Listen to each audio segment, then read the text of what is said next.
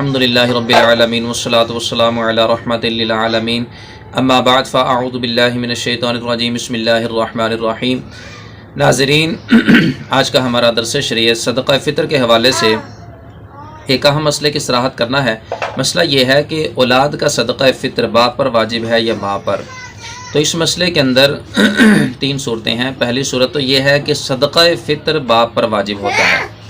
اولاد کی طرف سے جو صدقہ فطر ہے یہ باپ پہ واجب ہوتا ہے اس اولاد کی طرف سے۔ دوسری صورت اس اولاد کی طرف سے کہ جو خود نابالغ ہے اور مالک نصاب نہیں ہے، جو غنی نہیں ہے، اس کی طرف سے باپ کے اوپر واجب ہوتا ہے، کیونکہ اگر اولاد خود مالک نصاب ہو، غنی ہو، 52.5 تولے چاندی کی مقدار ان کی ملکیت میں مال موجود ہو تو ان کے اوپر واجب ہوتا ہے، باپ کے اوپر واجب نہیں ہوتا۔ پھر باپ انہی کے مال سے صدقہ فطر ادا کرے گا۔ چنانچہ علامہ علاء الدین حشکفی علیہ الرحمہ نے اس مسئلے کی صراحت فرمائی ہے کہ مرد مالک نصاب پر اپنی طرف سے اور اپنے چھوٹے بچے کی طرف سے صدقہ فطر واجب ہے، جبکہ بچہ خود مالک نصاب نہ ہو، ورنہ صدقہ اسی کے مال سے دیا جائے گا۔ اور تیسری صورت یہ ہے کہ ماں کے اوپر واجب نہیں ہوتا۔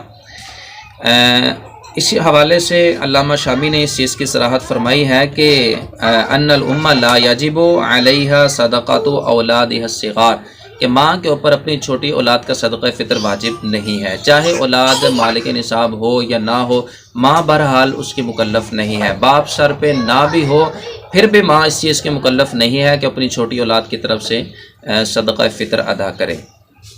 اللہ تعالی ہم سب کو شریعت مطہرہ کے مطابق عمل کی توفیق عطا فرمائے، آمین بجاہ النبی الامین صلی اللہ علیہ وسلم۔